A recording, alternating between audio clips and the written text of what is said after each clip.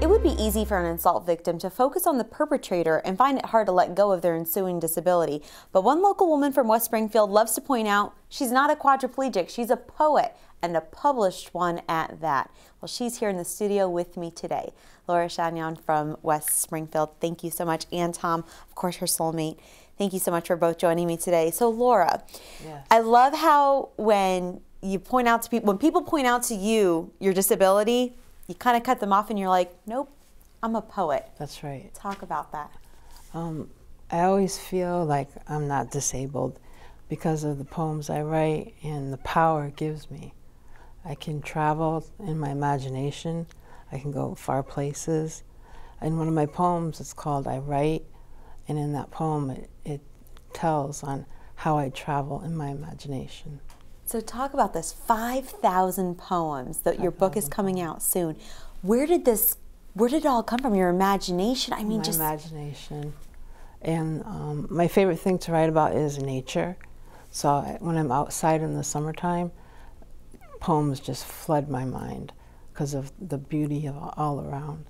The trees, the sunshine, the birds. Uniquely though, because you can't write them down, that doesn't mean that your poems can't get written down. Right, I always have someone with me who's writing them down. My caregivers.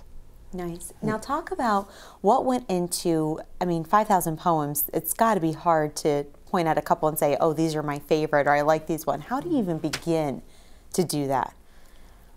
I began with one poem that I memorized and it was really popular. It was kind of my signature poem. It's called Bite of the Apple. And that was the first one. And then I had a couple other ones that were my favorites. And we just kind of went on from there. And Tom helped me a lot picking them out. We both picked them out. Tom, talk about being a part of Laura's life and the inspiration she brings to you, because she doesn't let this hold her back. She just kind of is like taking over the world. I think Laura's kind of a wake-up call for people who meet her. I'm a long-distance runner, and sometimes you take putting one foot in front of the other for granted. And then you meet someone like Laura, who has her physical skills stripped of her, but she's shown that the human spirit can overcome so much. And it's really amazing. It's a joy to see how she writes every day. Her work ethic is simply to be envied.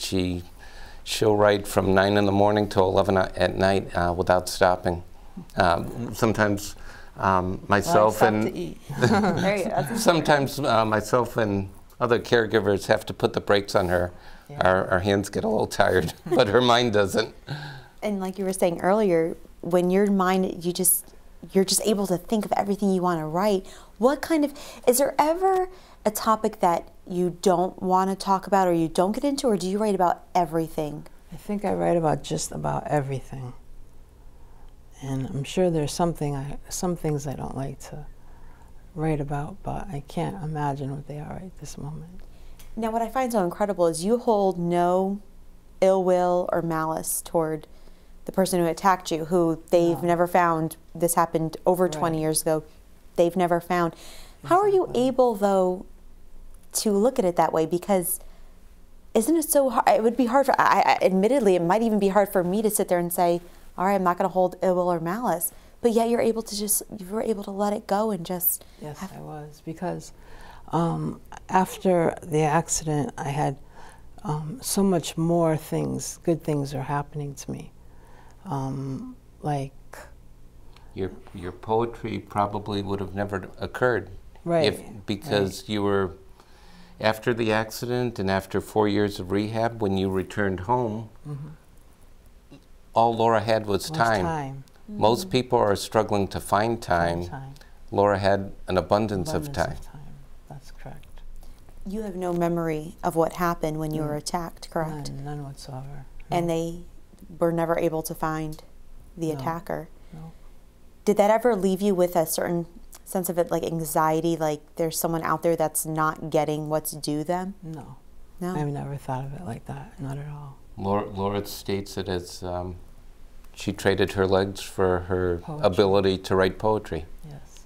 and she loves her life. What do you love the most about writing poetry? How it makes me feel empowered. It makes me feel empowered. And that I can, like, even though I can't fly on a plane or I can't ever be an astronaut. In fact, this morning I just wrote a poem about going to Mars. And I can go anywhere with my imagination. It's even better because I can go. Anyone can go anywhere in their imagination. Now, your book is about to be published. It's not even published yet. It's coming out very soon. But you're already planning a second book. I think that's an example of Laure's work ethic. Yeah. She doesn't stop. She doesn't stop. I haven't thought of a title yet for it, but I'm sure you'll figure it out, yeah, right? I After will. 5,000 poems, I'm sure. And you're considered your church's poet, correct? yes. Talk about that. Oh, I'm the church poet. That's one of my greatest joys in my life. Because I read a lot of religious poetry, and I love God. And in our church, our reverend's name is Reverend Janet, and she's just wonderful. She is a wonderful reverend. And Reverend Janet incorporated Laure into the church service itself, where every Sunday Laure presents about 3 of her poems. Oftentimes she writes about members of the congregation, which surprises and inspires them. And you've brought a few tears because they've become so emotional. No one's ever written a poem about them. Wow. So that's correct. Do you have any favorites that come to mind that you've written that just kind of stick out to you, that mean something extra special to you out of the 5,000 you've written? I'd say Bite of the Apple. What was that about and where did it come from? I can recite it. It's very short. Go for it. Bite of the apple. I'll always believe in you, each ripple of wave, each flower petal, each wing of bee and bird. I'll always believe in you, eyes wide, filled with innocence, until your eyes become hard as sidewalks when you take a bite of the apple, when you tell your first lie, when you become human. Wow, so incredible. Yeah. Thank you so much, Tom and Laure. Congratulations on your book. Thank you for talking to us today. Thank you. It was great. It was a pleasure.